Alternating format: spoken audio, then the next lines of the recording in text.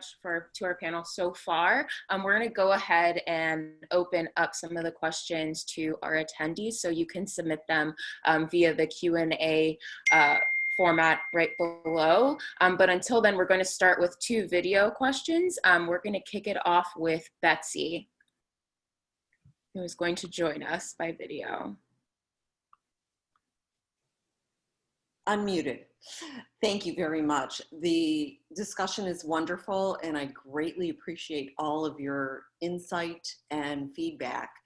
My business is an edible cookie dough business that is about 4.5 years in, and I was primarily selling in grocery stores until Lucky's went bankrupt, and then 2 weeks later Earth Fare went bankrupt, and then the world shut down. So this has been a great time to pivot.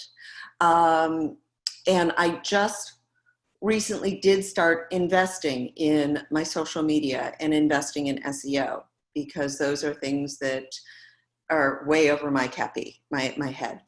But one question that I had is, in the days that we're in now, reaching out to businesses that I would like to work with, from the food service side or from selling in their business, my individual grab and go packages. What are your thoughts about reaching out to businesses through social media? Because it used to be, you know, I would walk in, I would contact them or email them if they were not local. And those days aren't really here right now. People don't want somebody they don't know walking in to their business. I can take this one. And Betsy, that is a really great question. And I think historically, reaching out on social media has been a very taboo thing. It's not been considered professional to do that. Sliding in a DM, it just didn't sit well. But as people are realizing the value and the actual business community that's present, I think as long as you approach it with the right messaging, I don't see why it would be a problem for you to reach out on social media. I would also say to be mindful, a lot of the businesses accounts, they ask you when you make it to put an email or a website. So you could also reach out on those platforms if those links are available on their social media as well. Great. Awesome. Anybody else in the panel want to chime in on that? I want to chime in. I would also say that depending on what business you're reaching out to online to promote your brand, most businesses with a pretty good and engaged following are getting a lot of requests for that type of stuff. And one of the crucial things that you will hear in terms of feedback is people don't actually do the research for the brand. They just send out, something.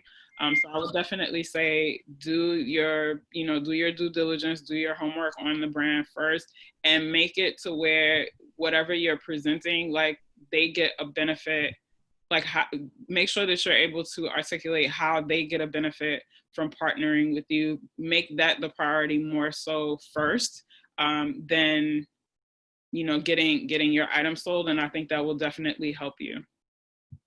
Thank you. Awesome. Thank you so much, Betsy. We're going to move on now to our questions from the Q&A. Milka wants to know, what % of revenue should you invest? They've seen the 33% rule. Anyone want to chime in on that? Invest in advertising and social media, like marketing, or if that's what we're talking, I would say marketing. Sorry, they said marketing. Okay, so I would say in terms of like the advertising piece of marketing, I would say you want to start off with a small budget when you first get started as you're learning. So that's another advantage that Facebook has over, more so like Google and things like that. You can start Facebook ads literally with as little as like $5 to $10 a day. You don't need to, have like a huge budget. And then the key though is as you make progress with it, to reinvest, and reinvest off of that profit and scale out larger. So you don't want to just stay at $5 to $10 a day all the time. You want to definitely reinvest. And I will say, in terms of followers, like once you start advertising on those platforms, you don't necessarily have to do like campaigns or that type of stuff, because people are going to see the advertisement, they will click on it and go to your page, and you will get the likes if you have good content on your page. So you don't necessarily have to do that like separate. It can all be inclusive. Awesome. Does anybody else want to chime in on that? Janelle, I'll chime in as well. I'll say, if you are a business that does already have an allocated dollar amount, a like true hard budget for marketing, a good way to assess that is to look at your cost per click, which is something that you can do through a lot of the different buying channels in terms of ad buys, and it'll tell you exactly how much you're spending per click on your content. So you can see how you need to scale and adjust that in real time. A lot of times when we talk about cost per click or CPMs or any of these kind of marketing terms, people get intimidated, but it really is coming down to, okay, I invested this much money. This is how many people are clicking on my item with that dollar amount. And if you want to see that increase, then you may increase your budget. If you see that you're reaching without an increase, then you may be able to scale and reallocate those funds to different avenues of marketing as well. So I would say to look into that. If you have purchased an ad before, see what those numbers look like, and then you can assess from there. I know that 33% is like the safe number. I've heard that number in school and in different marketing circles and conversations, but like Indira said, it's not a hard number, especially knowing that everyone is cutting back in some way, shape, or form due to the happenings of the world right now. Absolutely. And I think that also ties back into the whole theme that we've seen throughout of kind of trial and error. But knowing that, this is an investment, not an option, as, Indira has said, it's definitely something that you do, need to look into. So thank you guys. I hope that answers your question, Milka. Juliana wants Michelle to speak about tips on gaining followers. Yeah, definitely. So one way that I know that helps gains followers is, again, like I said before, look at your content, right? Look at the quality of your content, making sure the quality is at the highest that you can possibly do with what you have. And also, like we've said many times before during the panel, it's all about trial and error. Just because you think this photo that's visually beautiful is going to connect with your audience doesn't mean it actually does it, right? So look at what you're posting, see what actually gets the most engagements. The insights that Alexis has talked about before on Instagram and on Facebook, it'll tell you how many people from that post you got followers from. So let's say you had one post that did amazing, great engagement, great comments. It'll tell you like, hey, you got 5 followers from this type of post. So you can duplicate that in the future. I would also say one thing that you would benefit from, especially on Facebook, is dedicating a small portion of that marketing budget to just doing boosted content on your page. So if you have that post that was visually beautiful, got great engagement, spend maybe $5 to $10 for 3 days boosting it so more people can see it, right? Facebook has become a very pay to play network, so you're gonna have to spend just a little bit of money on some of your content just so you could get more followers and more people who weren't following you before to see your page. Awesome. Does anybody else want to piggyback on that? But I think this all ties into the fact that followers are great, but the quality of your audience is definitely something that's very important. So really making sure that those followers that you're obtaining are really following you for the right reasons, because ultimately that'll lead to increased engagement. Thank you so much for asking the question, Juliana. We have a second video question now by Natasha.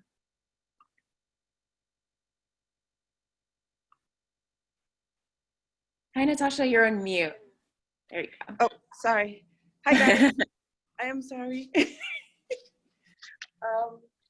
My question would be, I do apologize. I am at work, but my question would be in reference to shipping and getting my audience to know that I ship, and how can I get my products to be shipped to them? I'm sorry, I'm out of breath. It's okay. I just want to say that, hold on. For everybody, that online does work. I had got my website started. Hi, Michelle. But it does work. I have gotten people from different places. So sorry, guys, I'm just out of breath. From different countries. I mean, actually, I just got like an order from London. People are seeing my site. They are looking at it, just letting people know that if you put your product up, you just let them know. And like you guys were saying, communicating, talking to them, it does help. And what kind of product is that? Just to kind of touch on that, Natasha? Say it one more time. What kind of product do you sell? Oh, right. I'm so sorry. My name is Natasha. I sell High 70s. I'm a company from High 70s. I sell tea drinks, loose teas, and tea bags now. I just started getting my tea bags out, and people are not calling, but I should say interacting with me on Instagram. They are going on my site. And like Michelle was saying, stay simple. It's very simple. But right now my challenges is shipping, but trying to let people know that I do that I didn't know how to communicate that through the language of, media. Okay. Listen. I don't know how that's. Okay. Can you hear me? So what I would say is same thing that we were talking about throughout the panel. You can communicate that you ship to different parts of the world or different parts of the country by posting about it on your social platforms. Post it on your Instagram stories. Create a highlight, like Alexis said, to show like these are the places we ship to, and just keeping it there. So if someone doesn't know, they can come to your Instagram page, click on that highlight, and see that like, I ship to Miami, to Gainesville, to New York, to London. Congratulations, by the way, that's amazing. That you ship to all these other places. And then also having those emails, that email list is amazing, because you could also send out a blast email to everyone that you have to let them know, like, hey, we're now shipping to Alaska, allowing people to know that you're now shipping to their area if that's where they are. Okay. Does anybody else want to piggyback on that? I would say just kind of adding it into the normal marketing of your business. Most people who purchase a physical product assume it kind of goes assumed that there is shipping, so you do have that in your favor. So I would say, just continue doing what you're doing, or like when you get good feedback, good reviews from someone who's not in your local area, maybe screenshotting it and, highlighting that person. Like, this is my client XYZ from, like Michelle said, Alaska, or, shouting it out, like all the way in Alaska, they're enjoying, my tea, and making it more, just a part of the routine, I think will definitely help you. Like, don't make it into a separate thing a hurdle that you have to overcome. Just kind of assume that most people assume that if they're purchasing a physical product online, that their shipping has to be there. So just incorporating it in your normal everyday conversation would be my recommendation. Oh, okay, thank you. And Alexis, did you have something to add as well? Yes, I would say, because Indira and Michelle stole mine, but I would say that also, if you're already living digital and you have your website and there's a link to your website on your social media, maybe just highlighting it on your physical web page as well. Maybe like a top, like above the scroll banner, or a graphic on your website, because clearly if people are ordering, they're clicking to your website. You can't order on Instagram yet, it's not there. So they are visiting your site already. So maybe placing it in that line of view where they're actually doing, you know, the action is being performed is also just another helpful hint as well. Awesome. Thank you so much for your question, Natasha. I know that you are on the front lines right now at the hospital. So thank you also for your service and taking the time to chat with us. Thank you for your service and what you do as well. Thank you you so much. I hope I answered your question. Yes, you guys did. Thank you. Of course, of course. So we have our next question is, has anyone seen packaging companies in Florida taking smaller orders for items for retail?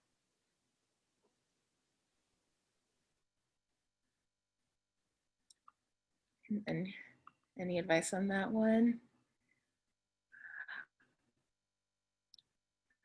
I'm so sorry. We will have to get back to you on that answer, but we will definitely find a way to get you an answer to that question. Sorry about that. I'm gonna jump in. I couldn't hear the question. I'm sorry. Oh, no problem. The question is, has anyone seen packaging companies in Florida taking smaller orders for items for retail? I can help. I'm jumping. Okay. So traditionally larger retail, like your Publixes, your Whole Foods, no, right? You know, sometimes they'll have a specific program that will work with you, knowing that you're a small business, and they'll give you 1 location, 2 locations. But traditionally for a packaged F&B product, we suggest knocking on the doors of very small grocery store chains that has the capability of working with you. So let's say you can't provide, you know, 5,000 inventory, but you're in a position to do 30, 50, etc. They're better positioned to open doors for you to, let's say, try you out in 1 location. And so you want to knock on those doors. Traditionally, what they're looking for is a sales sheet. And that is something you would go to a Michelle and Alexis for, right? To help you, you know, have that 1 sheet with your nutritional facts, your data for your company, how much you're selling your product for. They're going to take a look at your product. They're going to take a look at your sales sheet. And then you guys will have some type of negotiation. And then they'll also give you a chance to do pop-up opportunities within their stores to see whether or not the product would move. So for a startup that's looking to tap into that retail market, I would definitely start with smaller local chains. But I caution that this should not be the only platform. You need to diversify your portfolio. So let's say it's farmers markets, you're knocking on the retail door, you're trying to do online. As a small business, you are like a speedboat. You can turn left and right. You don't have as much weight. You're not dealing with as much, let's say, responsibilities. Like once your company grows to a particular space, you're more like a cruise ship, so it's harder to pivot. So as a small business, pivoting is a lot easier, and you can learn a lot by testing the market to see whether or not it's worth your time to do retail, or if it's better served online, or if it's better served in other areas. So I would definitely, as a small business, you know, it is very much like dating. Date which version of selling your product will be best for you. Okay? Awesome. And they also had an add-on to that question, Anna, in terms of the actual packaging. They also want to know if there's a way to order custom boxes for their F&B products in a smaller, basically a smaller amount.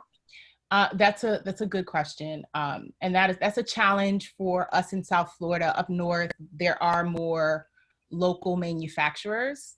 I tell everyone my favorite website is Makers Row, right? Because it's a bunch of small businesses that manufacture for a different industry. Most people are ordering their boxes, their packages overseas because it's cheaper. And that's a bit of a challenge right now. And so what we can do is we can share a link of some local vendors that can provide those services to the 56 people that are in the room. But also note that sometimes you are able to find less expensive packaged products not in the United States. And so that's also an option. Awesome. Thank you so much, Anna, for coming in here with us. Our next question from one of our attendees is, they get so many questions with do they ship or do they deliver, or people wanting to place orders via DM or social media. So what is the best way of telling them to use their website without being rude? That's a good question. I mean, no matter if it was on digital or face-to-face, you're always going to get sometimes the same question over and over and over again. And at 100th time, you just want to snap, like, I already told you, it's on the website.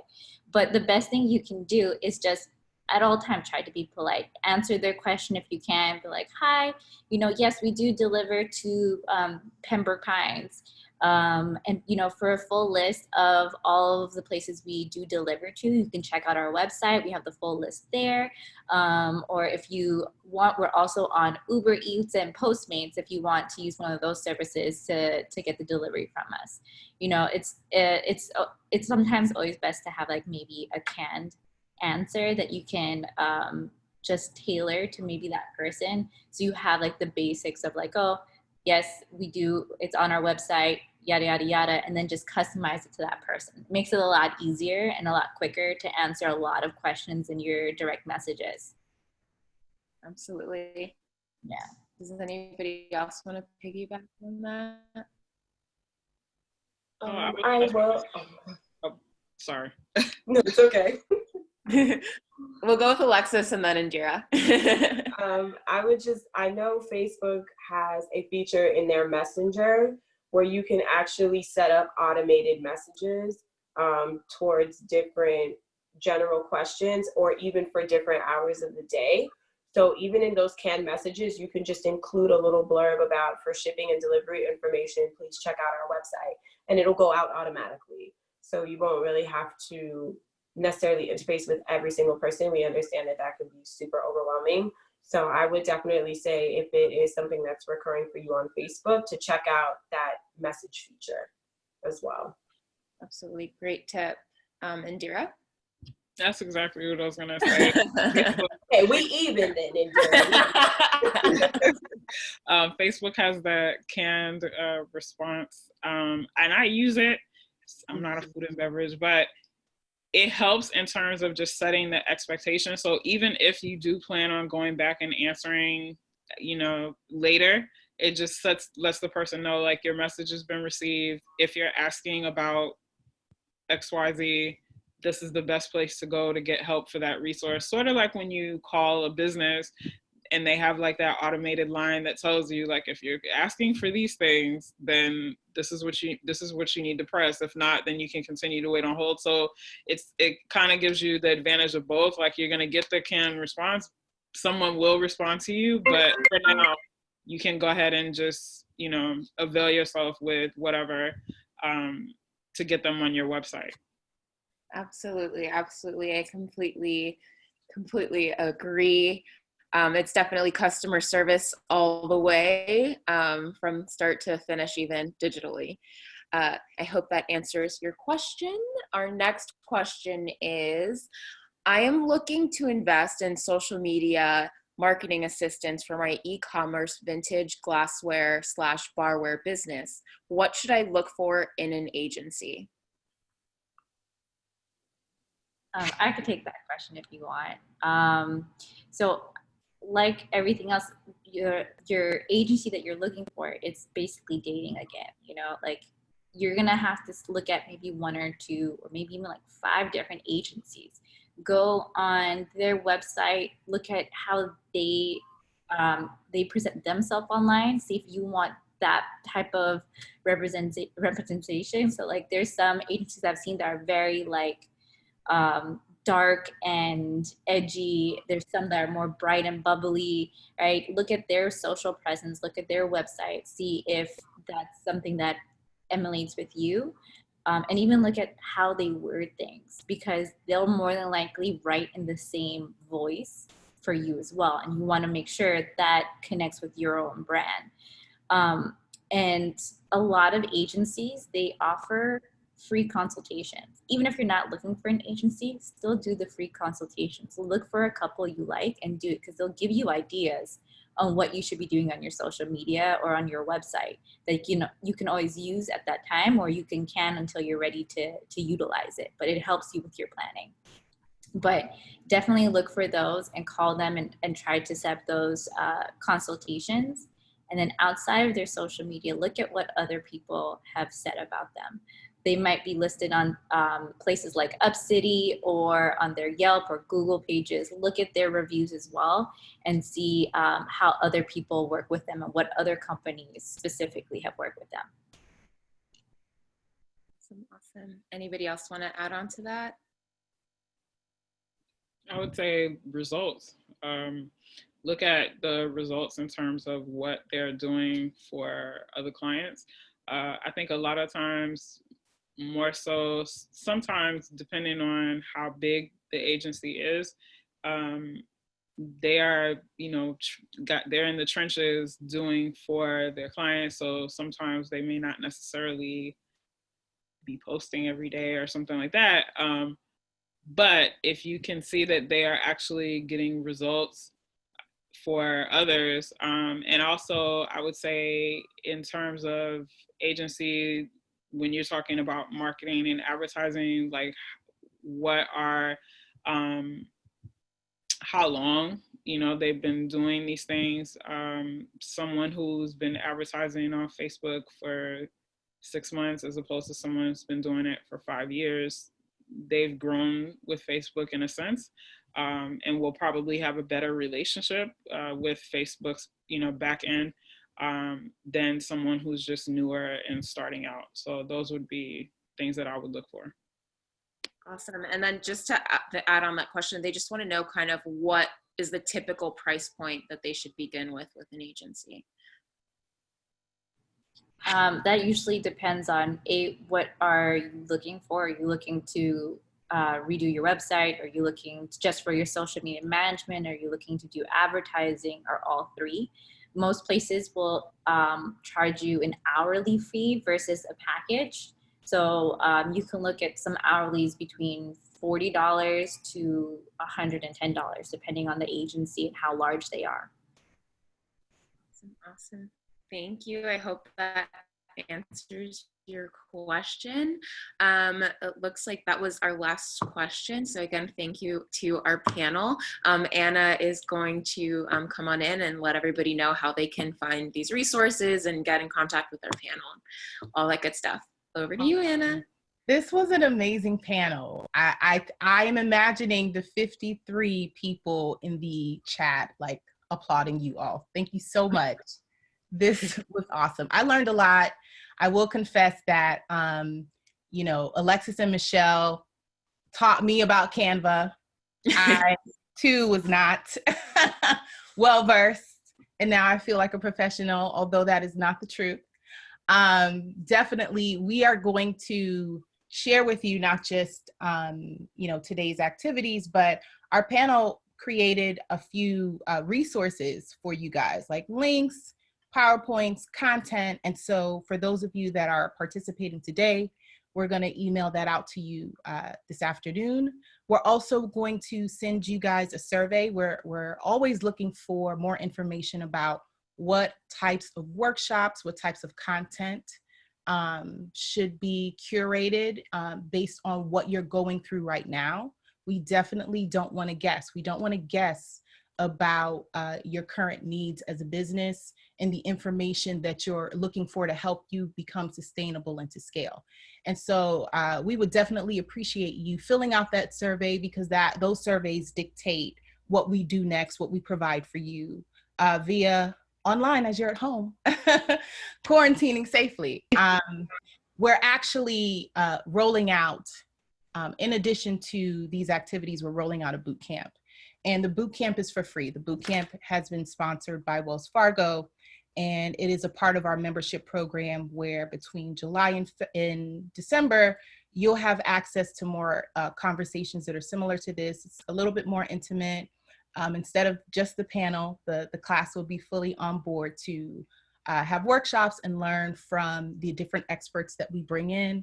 So if you're interested in more hands-on assistance, I would suggest checking out our website.